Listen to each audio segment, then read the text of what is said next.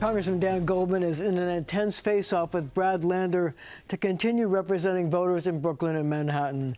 But I would like to start off with talking about the Iran deal that the president has just signed, which seems already to be falling apart after the Hezbollah attacked an Israeli tank, killing 4 people, and Israel responded. I wonder how you feel about the deal that the president struck. Well, look, the president botched this from the get-go. And first, it was illegal.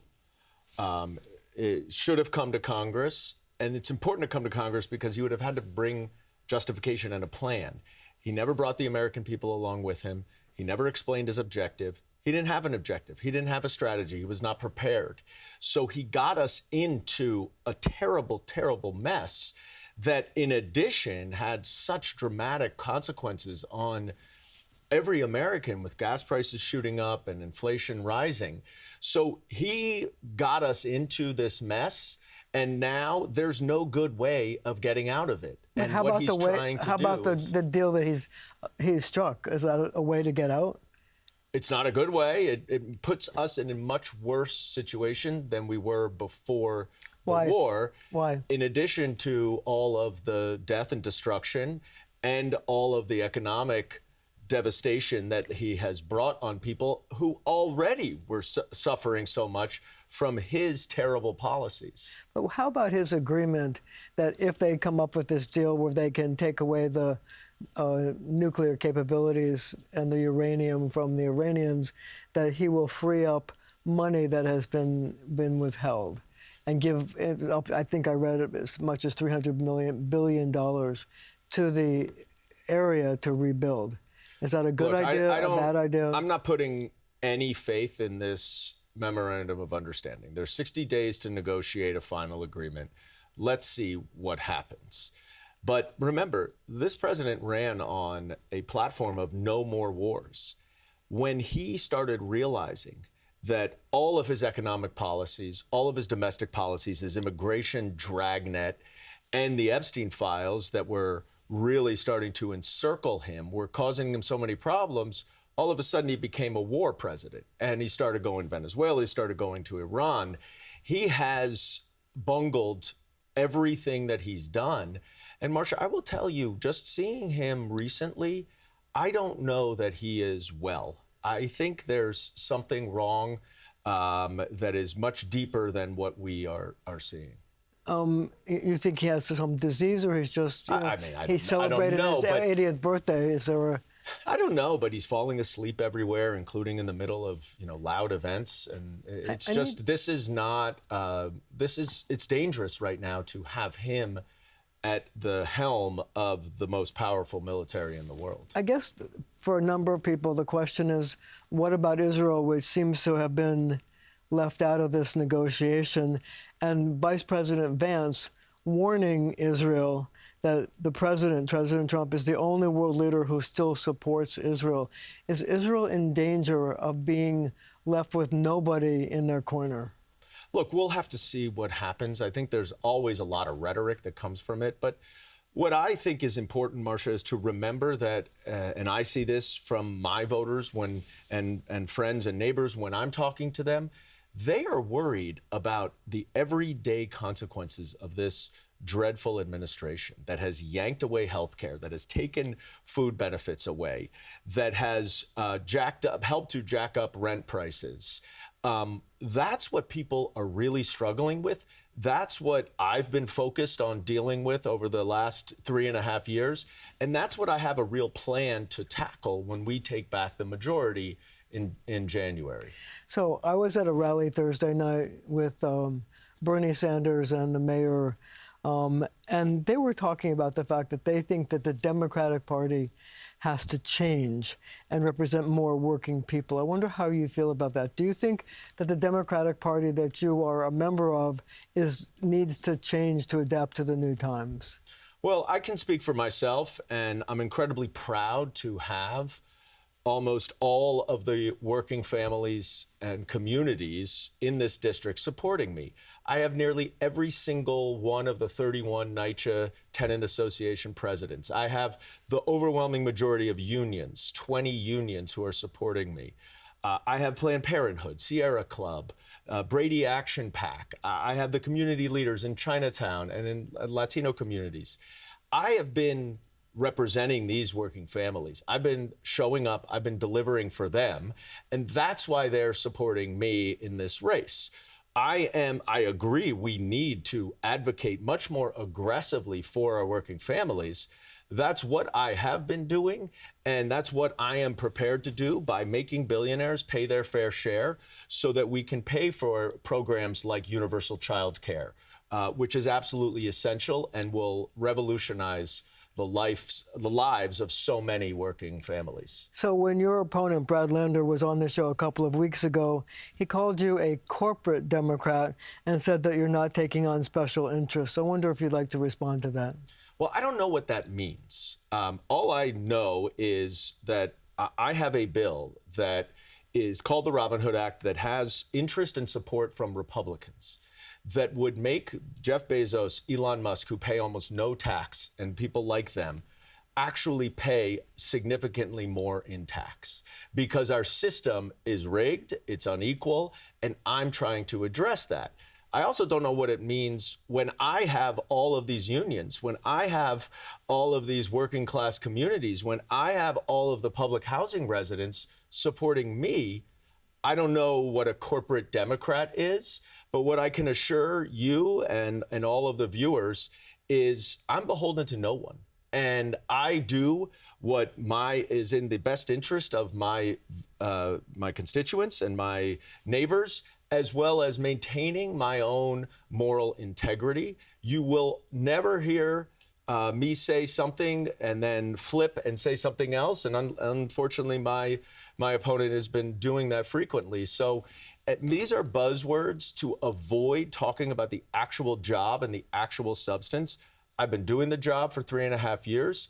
I know how to take on Donald Trump because I did it in the first impeachment investigation. Yes, you did. And I am ready to lead that charge for oversight and accountability, but also to push forward a bold progressive agenda that I have laid out and that my opponent has not. So if the voter is undecided and they're trying to make up their mind between you and Brad Lander, why should they choose your experience, and you do have experience, and your record over what they think is time for new leadership? Well, I am actually new to politics. This is my first elected office. I've been a public servant for my entire career. That's what I have been devoted to because I believe so much in the promise of America, having benefited from it, and there are just far too many people who do not get access to it. So what the difference is he is actually a longtime politician who is using many of the same much of the same playbook that people don't like about career politicians and wishy-washy and flip-flopping. But I am been aggressive from the get-go. And ultimately, Congress is a totally different animal. It was a steep learning curve for me. I know how it works. I know what levers to use. And I will be in a position to lead the oversight and accountability of Donald Trump and this administration, which frankly, I'm not just uniquely qualified to do in this race. I'm uniquely qualified to do this in all of Congress because it is exactly what I have done for my career and what I have specific experience successfully doing and leading that impeachment. And he lost the election 8 months later. So you're saying he doesn't have the experience to deal with things in Washington? He doesn't understand how Congress works. He has had a long career in city politics. I wish for his sake and for the city's sake that Mayor Mamdani had given him the job that Brad Lander wanted in his administration. I don't know why he didn't, but he was very qualified for that and would have been excellent at that. Congress is totally different. We'll have to leave it right there for now. But up next, why New York City needs to spend more money to get people to come here.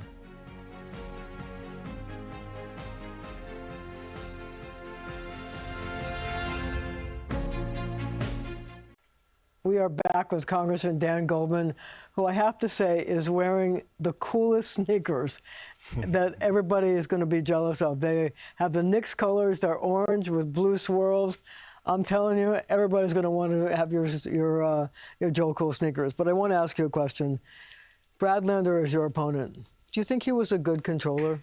Well, I think people should listen to Mayor Mamdani, who was quoted as saying that Brad is a perfectly nice guy, but was not a particularly effective controller. And what we learned this past week is that he did not conduct an audit of a management company for homeless shelters that he knew had allegations of corruption. Now, that is his job. And but how would he know it was? How would he know? I mean, he was informed. There was a complaint against him? Well, there was information that was provided, and then he authorized the renewal of a contract. But you don't even have to just stop with that. I think that's the latest example of him failing to do the job that he was elected to do, in part because he seems to be always running for another office. Take example, the immigration issues that he has made a central part of his campaign. He, when in office and with the opportunity to do something, actually tripled the investment in the pension funds investments into Palantir, which is the company that is fueling the surveillance technology of this immigration dragnet. He went on Orthodox radio and touted his investments in Elbit, the largest Israeli arms manufacturer. And so he talks out of both sides of his mouth, but unfortunately, when given that opportunity to deliver on his promises, he failed. And that's something that I think the voters really need to take into account. So why do you think that you are the best person to represent the people in your district? Look, I've been doing this for 3.5 years, but I am not a typical politician. Why not? Well, I've never been in politics before this job. I've never in elected office. I was not in politics. I was a public servant. I was a prosecutor. I was the lead counsel on the first impeachment investigation. I have always been a public servant. And that's how I view my job right now, even in elected office. So you don't think you're a politician? I mean, technically I'm a politician, but I approach it as a public servant, which means that I am focused on delivering results and making a difference. It means that I stand by what I say. I follow through with my promises. And even if you may disagree with me on some things, you always know that I will tell it to you straight. But more importantly, Marcia, we are, as my opponent says, it was a phrase I used when I ran 4 years ago, we are in a 5-alarm fire. And there is no one in the country more qualified to lead the charge and the fight against that than I am. I led the impeachment investigation of Donald Trump in 2019. When we take back the majority, I will be in a position as a chairman of a subcommittee to lead the investigations into him and his cabinet secretaries. So in this moment in particular, it happens to be I have the specific unique skills and experience to do this job with what we need. But it's not just that, because I also now understand how Congress works. I don't agree a lot with how our party has gone about things, and I have been a strong advocate to take a firmer stand and hold the line against Republicans when given the opportunity. But I also am poised to get things done. We just cannot afford a rookie in Congress who does not know what's going on and needs on-the-job training. It's just too urgent a moment right now. So what have you delivered for your constituents? Well, across the board, a number of things. First, I've brought $250 million back into the district, including the largest infrastructure grant ever provided to EDC, the $164 million grant to redo the Brooklyn Marine Terminal. I have delivered nearly $40 million for specific organizations and groups, including 11 NYCHA developments. But on the broader sense, I helped to fully fund 9/11 World Trade Center Health Program. I helped to pass the low-income housing tax credit reform, which has dramatically expanded affordable housing available to be built by New York City. I beat Donald Trump in reopening the offshore wind project in South Brooklyn Marine Terminal. And perhaps most importantly, I took Donald Trump on in court and beat him to allow members of Congress to conduct oversight of the ICE detention facilities. And I've created a wraparound triage center with a coalition of advocates that has helped to free 44 detainees and counting right now. So I will do the work at the high level, the macro level, but I will also do the work on the ground to help every single individual person that we can. So if you win re-election, what will your top priority be? Well, we're going to have to do both at the same time. We're going to have to do the oversight and investigations. We're going to have to expose Donald Trump's rampant corruption and destruction, not only of the rule of law and the Constitution, but of everything that we hold dear. But we're also going to have to unrig this system. My first bill that I will be pushing is the Robin Hood Act, which will generate nearly $30 billion of revenue from taxing billionaires and allow for us to lift up working families so they're not so worried. They don't have to worry about choosing among the basic necessities, but they can focus on the American dream and success. And that's how we're going to have to move forward. So you're... by the way, I will say, another difference with my opponent, I'm ready to do that day one. I know what levers to pull so that we can actually get policy changes starting in January 2027. My opponent has said that we won't be able to make policy changes until 2029 if there's a Democratic president. We can't wait that long. So you're a congressman, you've been a prosecutor. Is there a side of you that people don't know about, that your constituents don't know about? Probably they don't see as much the time that I devote to my family, and it is Father's Day. So I have 5 kids, very grateful for that. You have 5 kids? Yeah, I have 5 kids, and I really love spending time with them and helping, and just proud to be a father of them. I also lost my father when I was 13. So I know how difficult it is for many people on Father's Day who have lost their father. And I think it's important to keep all of this in perspective, that people come from different places and backgrounds, but everybody has faced adversity.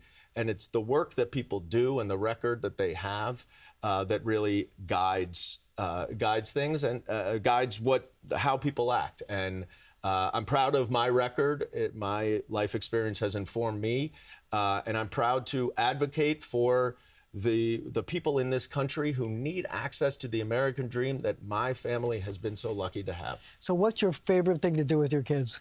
Knicks games. Knicks games? Of course. You can't possibly have 5 boys. Don't you have some girls? I do. Do they like the Knicks too? Yep. Everybody likes the Knicks. So I've had season tickets for a number of years now, and even before this incredible run, that was such a New York run, right? It was this team that was the underdog that kept falling behind, that we fell behind by 22 points against Cleveland, 29 points. Hey, listen, I've watched every game, I get it. Yeah, no, but I mean, just that grit, that determination, that is New York. That is what I love about this team and this city, and I'm incredibly proud to represent it.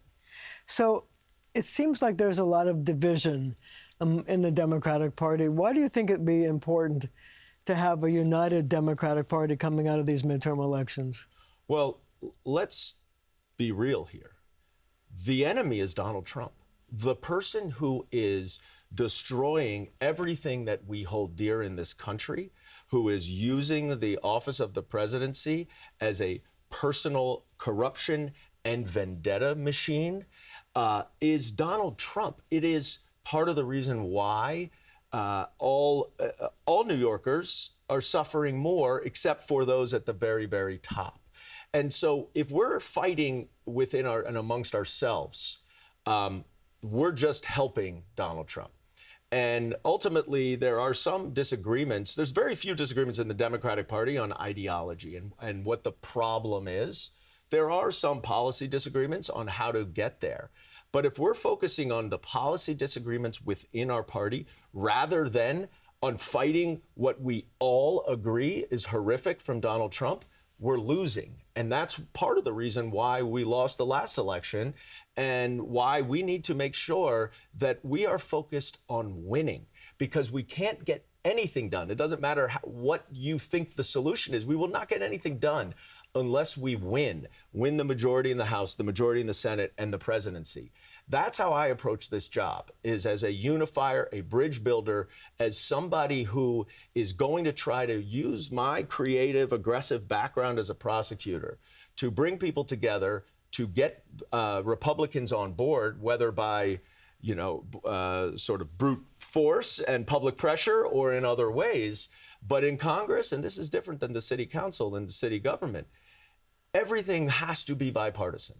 In the city council, you have a Democratic mayor and a supermajority of Democrats. You basically are deciding what laws you want to pass among your own party. That's not how Washington works. And somebody who doesn't have that experience will not be able to deliver results. I'm just tempted to tongue-in-cheek ask you if you could use your prosecutorial abilities to go after Victor Wembanyama and his tactics during the World Championship, which some people might have called into question. Oh, I agree. I think, not that I would do this, but my prosecutorial focus might be more on the refs who let him get away. I think people would agree so with you much on of that. But yeah, look, he's an incredible talent. But he's got some maturing to do. He plays dirty in my book. He does in some cases. I agree with you, and he's got some maturing to do. And I think his comments, after the fact, about talking about how many minutes or percentage of the games they led. Nobody cares. You don't draw pictures on the end of the scorecard, the scorebook. And ultimately, the Knicks were clutch. Jalen Brunson is captain clutch, the most clutch player in the NBA. And that is how you win under pressure. Did you ever play basketball? Yeah, I got a good story for you. I was the captain of my high school basketball team 19 years before Josh Hart was the captain of the same high school basketball team. Really? So I like to say that I really paved the way for him. But no, the team obviously got dramatically better after I left, but it's my one little fun fact. So I have one last question. I wanted to ask you, what is your boldest idea for what you see Congress should be doing? Well, I mean, the boldest idea, there are a lot of bold ideas. The problem is not coming up with the bold ideas. The problem is figuring out how to get bold ideas passed. Aha. And that's where I think some people lose the forest through the trees. You can come up with the boldest, most extreme, most aggressive policy, but in Washington, it will not get passed. And you'll never hear me, Marcia, tout about a bill of mine passing the House. Because if it doesn't pass the Senate and get signed by the president, it doesn't have an impact on a single person. And there's too much performance in politics right now.